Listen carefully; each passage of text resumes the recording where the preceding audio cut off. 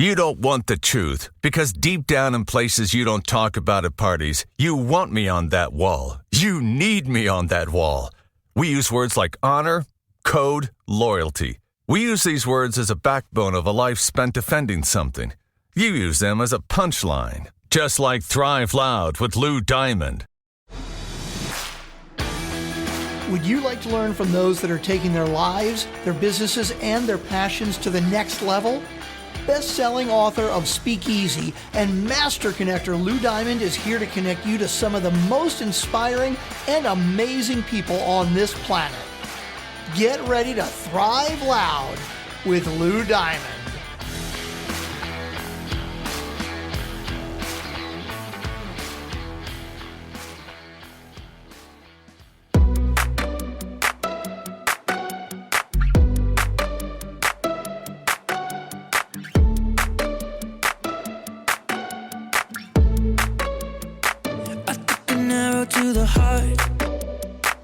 Welcome, everyone, to another spectacular episode of Thrive Loud with Lou Diamond, connecting you to the most inspiring and amazing people that are thriving each and every day.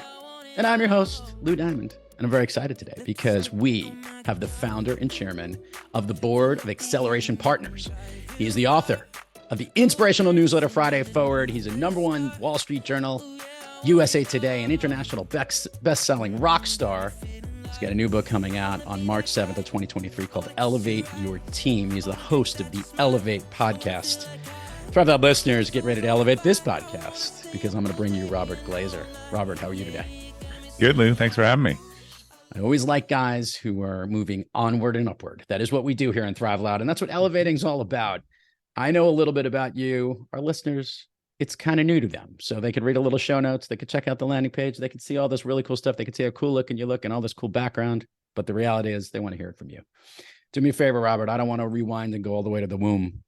Can you share how the thing you're focused on now, this whole Elevate theme, how it became your gig? Yeah, it started as a night and weekend gig. So I founded a company called Acceleration Partners. See, now you got me saying Elevate Partners. That's Bono's VC firm, I think.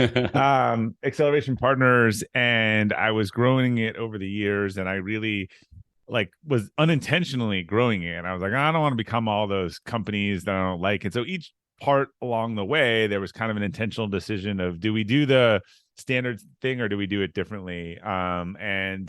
Acceleration Partners is about 350 people today in 10 countries globally. I've stepped down to the chairman role, but along my way, I started writing and talking about the things that we were doing and systems and things that were just different. And that kind of struck a chord. I started a little note to my team called Friday Forward, which was just kind of a thought or something about getting better. People started to share that outside the company. Pretty soon I wake up a couple 100,000 people in 60 countries every week. And so that led me to start my original book, Elevate, start sharing kind of more of these ideas. And that's the short story. So now I'm stepping out of the day-to-day operations on the business, and I'm focused more on the speaking and the writing and taking some of these frameworks that I think are the key to how to grow yourself and how to grow your business and how to help people really. I'm passionate about helping people kind of identify and reach their potential. Thrive Loud listeners, you know we're hitting Thrive Loud individuals when they say they're stepping down to become chairman. I'm just trying to recognize the first time I've ever heard that, but I think that had to do with stepping down your responsibility level versus your oversight. Correct. Yes. All right. So let's help a little bit about I want to help our listeners paint the picture for what Acceleration Partners really does. And the way I usually love to ask this is, whose problems do you help solve?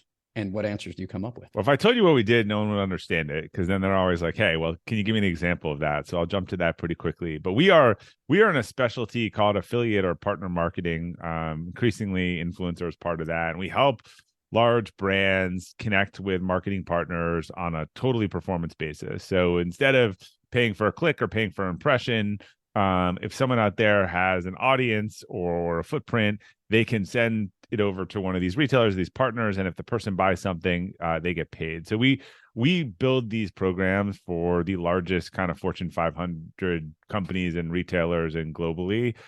We have a kind of specialty in doing this, helping them build partnerships, digitally tracked partnerships that have hundreds, if not thousands, if not tens of thousands of partners kind of on a real time, sending traffic and customers to them. Got it. Today, and here we are recording this at the beginning of 2023. Tell me right now, what's the biggest headache that your business face each day, and what's the aspirin that you guys help to cure that headache from?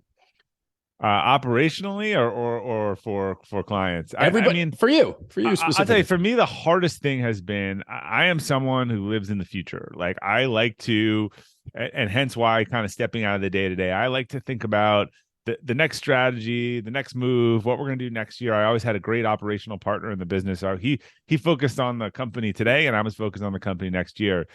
It's been really hard to do that the last couple of years. It's just been violent demand and supply swings. And, when we have board meetings and I think about it, whatever the topic that was the number one thing last quarter is just not even on the top 5 the next quarter. And so it's been really hard to be long-term in a world that's just constant dislocations and sort of, it's a 3 to 6 month view. So yeah, that's been difficult. So again, I think I've leaned on some of the stuff outside of the workplace in terms of, again, thinking about long-term goals and potential and how do you kind of move where you want to go, but you cannot take your finger off the pulse of your business today, or you will get stuck pretty quickly.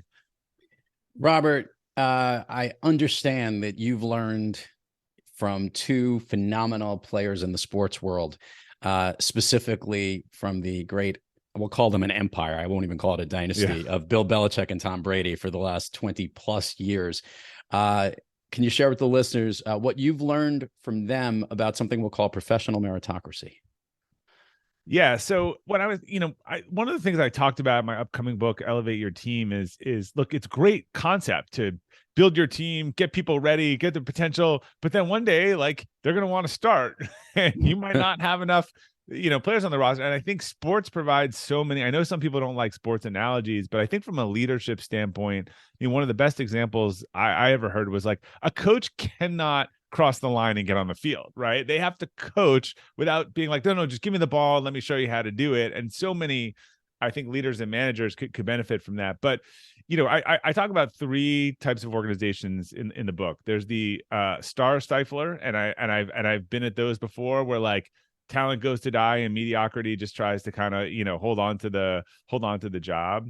Then there's catch and release organizations. So they're the ones that say, look, when we don't have the right path, or lose a great manager here, but we don't have a CFO role, so we're happy for him to go take the CFO role elsewhere, and we look at that as a great thing.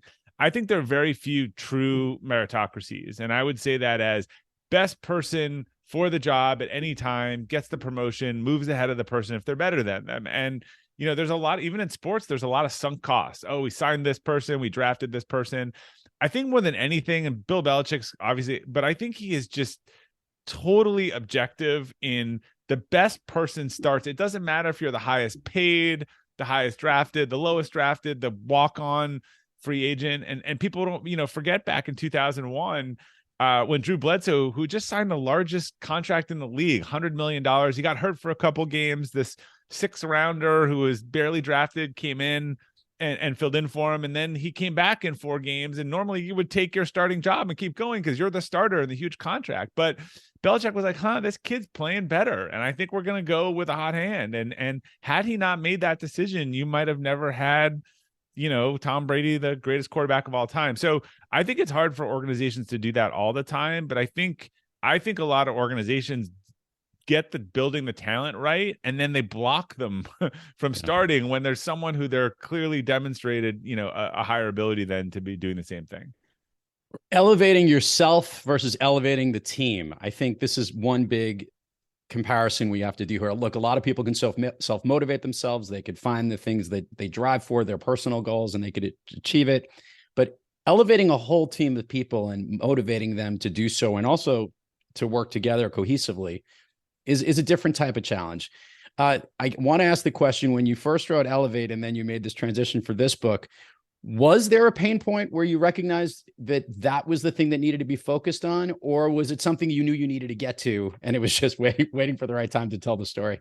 I won't give, I mentioned I stepped down and that's covered in the book, because I think look, there's an evolution. When you go from a contributor to a leader, a good leader, a lot of managers should be motivated by the performance of their team and should be coaching up their team to do everything they can and to take their job one day, presumably because there's a better job for you to take, right? They're moving up to the right, you're moving up to the right. I think a lot of people have a hard time doing that. So, the first book was focused on how do you elevate yourself and individuals. I think this was focused on how do you do this with an organization? How do you make a learning organization, an organization where people understand their strengths, where you have psychological safety, emotional vulnerability, where people are focused on their physical health, and all of these things benefit the organization. But any great leader is focused on the organization first, the team second, and themselves third. Now, that's easy to say. It's harder to do. So I think the time comes for a lot of us as if you're willing, if you really are believing that, and as I did for me, saying there's someone else that is better suited to do my job than me. And that's when I decided to give that person the job. There was a guy years ago I worked for who had the best methodology. His goal was to be the lowest paid person on his entire team. And he oversaw the entire team because he wanted to see all of his people outperform him. And he had 1 year, by the way, where that almost was the case. And I remembered saying, that's maybe the best motivation, because a lot of times there's internal structures. Your example of the Drew Bledsoe highest contract ever signed. And then obviously here comes a guy, off the bench who ends up becoming the greatest ever. Right. Who's going to pay a CFO $500,000 and then realize that their VP of finance is actually better than that person? Exactly. And like a lot of people don't have the, like the chutzpah to do that. The manager, to do that. Well, I'll argue what it is it's creating a culture where that is the environment that thrives. And that is one that elevates. And it doesn't have to be like, it's always going to be this. It's based on how you performed in that year, and make sure you set the right goals. Yeah, we've accepted that in sports, right? You might say, "Oh, it's cup." If you are playing terribly, like you're going to go on the bench, and someone else is going to come in the game. Like, right? Yeah.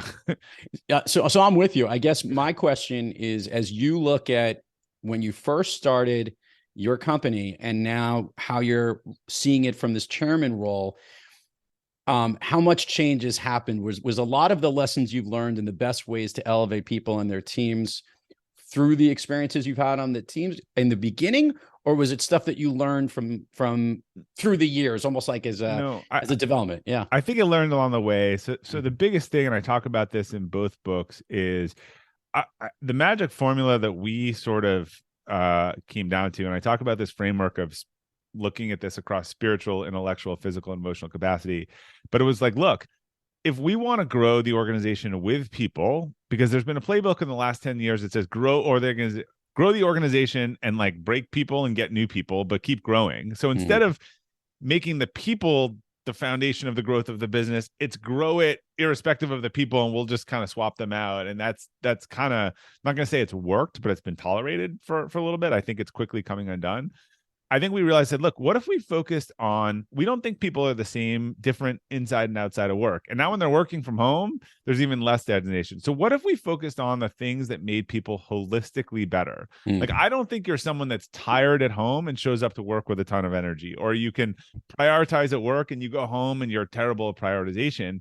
What if we focused on all of these things holistically, made people kind of better leaders, managers at work, but also improve their life outside of work? Wouldn't that be a nice win-win? And that's sort of when we went all in on this strategy of capacity building. Like, why don't we just focus on building people's capacity overall? And not only will the business benefit from it, but they will benefit from being associated with the business. I like it. There's always an unexpected gift an author gets when he writes a book. Obviously, your intended gift is to give the lessons that you learn for the reader to take away from the message you have. When you wrote this version, Elevate Your Team, in the writing process, was there an unexpected present that you learned about yourself, or something that happened as you were putting this message together on its own? And was it something different from the first book you wrote? Well, I actually... I'm someone who starts writing a little bit and then kind of figures it out afterwards. I was listening to an interview on this rather than laying it all out. And I actually hadn't gotten to this last chapter point of like, okay, if you do all this stuff, what is the logical conclusion that you are going to come to with these difficult situations? And might it actually impact you? at almost the same time that I was having to make this decision for myself. And I had not really even thought about that in the context of it. It was just so much of the capacity stuff resonated for, hey, this is how I can build myself and my leadership team. But then I realized it was the operating system that we were running as an organization. But I actually hadn't thought about that. Okay, so then what happens when you do all of this stuff and you're faced with these kind of rising leaders, and where do they go? So that gave me some, maybe it was some self-justification, but an interesting path to think about that. I also got lucky in that, you write a book a year or two before that, but writing a book about culture, building people. Otherwise, 2 years ago, people would have been like, screw this, grow, lose money. And actually the timing has just been beautiful in that respect, in that I don't think anyone thinks the playbook, the leadership playbook of the last 10 years, the last couple of years will even work anymore. Yeah. People are so burnt out. They're exhausted. If you think just go telling them to work more and firing them is going to work going forward, I don't. So I think, timing's everything. I had some bad timing on some books, but, this book is coming out, I think, with an alternative playbook around sustainable growth at a time where I think we're headed into a sort of value and sustainable growth phase over a growth at all cost phase. I love asking guests this question. I want to see where this goes, Robert. Look, you've been thriving in your career, and obviously as a writer, as an executive, and running your company, and obviously in all the books you put together. Yet we all have those days when we're not quite kicking on all cylinders and we're a little off our game. Robert Glazer, when you have trouble thriving, what practice do you seek, or maybe which individual do you seek out to get yourself back on the thriving track? Yeah, I have noticed, and particularly in the pandemic, that there's two things I think that when I'm feeling down and tired and, no mojo, two things. One, I'm consuming a lot of news, which I tried to stop doing.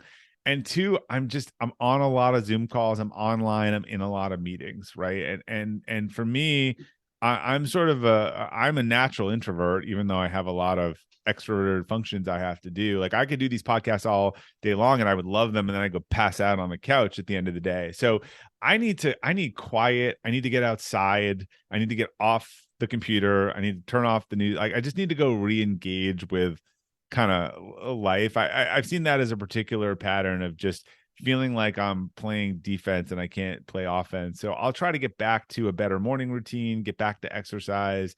I mean, there's countless studies around just what being outside, does for you and all of that. And so for me, that's the reset I usually need. By the way, really funny regarding the no news. Last year, 2022, I had the no news is good news mentality. Yeah. And I literally stopped watching national news and all of that. All I did was watch local news at night for weather, and then obviously some sports related information, just because I have it makes you feel horrible. There's nothing. Everyone's tried the Good News Channel and no one will watch it, right? Well, I mean, they know. Well, the other issue is that the news is catered to trigger pain points in you, the way a story is sold and what gets your attention. Even the local news is tough because, like, literally there was a shooting in downtown New York. There was a fire. Well, think about the weather. Is there any weather pattern that's not named now? Atmospheric river, bomb, cyclone. Like it's I love this is nor'easter. Like, it's just we've had some executives on the some broadcasters from the CBS New York news team on the show, and this past year, like, literally any weather has an alert color. Like, if it's gonna rain, there's like yellow alert. If it's gonna rain really heavy, it's red alert. And I'm like, they need to say it's a red alert weather to get your attention, as if we didn't already know when the weather was going to be airing in the news. Anyone who's up at 11 o'clock at night, they're waiting for the 11:15 mark, because that's pretty much when they're about to go to sleep. Okay, is it going to rain tomorrow? Great. I don't need an alert or some kind of warning to send me into a bunker before the weather comes out. I just don't get it. But that's what they're meant to do. So I just stopped news entirely, and I felt so much better. You may have experienced this, but as I've talked to people and some family members the last couple of years, when they seem to be struggling, whatever your poison is, whether it's CNN or Fox or whatever, I'm like, are you watching the news like a ton today? It's almost, the answer is always yes. Yeah. When they're just really caught up on something or hung up on it, you turn it off and it's like none of it exists, right? It's the truth. You host a podcast show, the Elevate podcast. What has that experience been like to you? What do you love about it? What's your favorite aspect about hosting that program? Yeah, interesting, because I've been thinking about those things. We just hit 1 million downloads, and so I've been writing kind of what I've learned along the journey. So I've been in the mindset of this. But yeah, I mean, I just really enjoy having conversations with interesting people. I mean, that's kind of why I do it. And it's interesting, as I had the book launch, and you may have seen this. I went out to a bunch of the podcasts that I was on years ago, and I checked in with a bunch of them, and I would say half of them aren't doing it anymore. You know, I think people there's understanding why you're doing something. And for me, it's like these conversations with really interesting people, asking them the questions I want to ask them, sharing that knowledge, like that's the why. So like, there's no need to stop it. I think people who thought they'd make $1 million or would change their whole career, I think when you go into do something hoping you'll get something else out of it rather than trying to make it the best that it can be, in all facets of life, I think you end up a little bit disappointed. But it's been interesting to me to see how many big people also, sometimes when you start something late, you just can't recreate the early, who just thought it's hard to start a podcast in 2023. Well, yeah. Well, it's interesting. I think it's like you need a little bit of everything with the show. Like, yeah, you got to love the conversations you have. And yeah, you can utilize the podcast for your business growth and your marketing and certain aspects of it. It just can't be all of that. And it just can't be all of fun. It's, it's a little bit of balance. To me, what people love, what people have told me they always loved about Thrive Loud is that you can always learn something new from every one of these guests. And we're trying to tap into what makes that individual thrive and what makes them stand out, or what makes them elevate their lives, their businesses, their passions. And the thing that I think we will never get tired of is great conversationalists are trying to really engage the world, because like our little chat today, someone's listening to, and they're going to take something from it and hopefully use it for their own benefit, whatever it might be. Like your tactic of stepping down as chairman, it might be the title of this episode. Stepping down to chairman. So stepping down to chairman, exactly. Yeah. Figuring out what the right, there's some little tweak that we could all learn from each other, and we just want to be able to provide that as a gift. So kudos to you, by the way, in 1 million episodes. That's amazing. It's awesome. Downloads or listens. Yeah, wasn't 1 million episodes. That would be, yeah. A million episodes. You'd have to question my accounting on that. But yeah, I think, again, look, podcasts, as I'm sure, it can be very good for business, but it's good for business because you do something that's high quality and it's your brand and has an impact. I think if you're doing, like, for instance, I told you we're in affiliate, marketing. Over the years, people have said to me, I want to start an affiliate site to make money. What should I write about or talk about? And my answer is always like, look, the best affiliates that I know didn't start with that question. Right. They loved grilling, they love whatever, they just start a content. If you're going to write every day, like, you can't fake that. They started making money after they got known as an expert in X, Y, and Z. Like, you're going into it not for the right reason. So yeah, there's a chicken and an egg argument. Yeah. We had and before we'll get to the admin part of the show in a second, we had Jay Bear on the show not too long ago. Classic marketer, amazing guy. And we split the episode that he was on, talk about some things going on in his world, but also his tequila social media account, which has blown up like you can't imagine. And he joked about it. He goes, if you would have told him like his 25 plus years of business experience, he would have outpassed the people who cared or were interested in followers in like 6 months talking about tequila. He would have started a long time ago, but he loves his passion and he's great about it. Yeah. He does a great job at it. That's it. Like, we all see these marketers, you land on their website, they're kind of thought leader marketer, and it's selling you stuff left and right. There's pop-up, like, you just know it's not going to be good. It shouldn't. If something's so good, it doesn't need to be sold to you so aggressively, right? It's so true. Let's do the admin part of the show. Robert, share with people everywhere they could find you. We will put it all in the show notes. Great handles, URLs, whatever you want to promote. We've got the book link here for when your episode comes out, or where to pre-order it, I assume, is coming down the pike here. I think that's what's going to be here. And all the answers lead to the same place. So Glazer.com, robertglazer.com. Podcast is on there. You can sign up for Friday Forward, books, everything is all in one place. You ready to roll down Fun Street, my friend? I'm ready to roll. Okay. Share with me. We hit this at the top of the show before we hit record. There are 3 movies, and they fall into different categories to you, of ones that you love or guilty pleasures or whatever it is. There are 3 movies that you answered as one of your favorite movies that you love to share. Yeah, I just can pick one. So I was giving you the benefit of the doubt. So guilty pleasure, Top Gun. And it's funny because for years people started to not know that or understand that. And I think the new Top Gun is really kind of like, I mean, it was a good movie. It's brought that back in everyone's life. I mean, I've seen that movie over 100 times. I think, best movie, I sort of put Shawshank, Redemption. But I also had A Few Good Men. I mean, some of the scenes in A Few Good Men to me, like Jack Nicholson, it's just some of the best lines of all time. And You Can't Handle the Truth, and the whole, just a great. I just showed that to my son recently. We watched it for the first time. It's such a classic movie. I mean, the cast in that movie is also ridiculous. Yeah, I saw Kevin Bacon do in an interview talk about the scene in A Few Good Men with the who ordered the code red. Oh yeah, it wasn't in the script, right? Yeah. So his legitimate shock when he convicts himself on the stand and Cruise looks to him to say, you need to say something, and you see there's a pause, which was double fold. He said, legitimately, I was paused because I couldn't believe that he said it, but also the performance was so unbelievable that he was floored. He didn't even know, what the hell am I going to say to get my line out here? So just really So was it the line where he said, "You bet I did"? He actually, that wasn't in the script and he just blurted it out or something? It was all part of the script, but it was the execution of it. The way it came out. And both of them just truth is, it probably was, Cruise was great in Top Gun, but that scene in Few Good Men is some of his best acting. That scene is probably one of the best scenes in a movie ever, right? So we'll go with that was my favorite scene. How's that? Okay, well, we'll go that. Yeah. We could put that in there. I'm going to ask you a bunch of questions here. We're going to do the speed round of Fun Street, Robert. Okay. Everyone's loving this thing we do. We've been doing it for so long. I don't know if they love it, but I know the guests love it, so that doesn't matter. I'm going to ask you something. First thing that comes to your mind. These are things that lift you up, motivate you, make you feel good. Basically, they make you thrive. All right, ready? Of late, recently, a song you've been listening to or one that pumps you up. It's Ed Sheeran's new song on his new album. I can't think of the name. It's blanking me. But he's got so much of them. We'll ask our producers to tap back with you, whatever it might be. It'll come to me in a second. A favorite food that's not a dessert. Sushi. Favorite dessert. Ooh, ice cream cake. Ooh, I like that. An activity you wish you did more of. Skiing.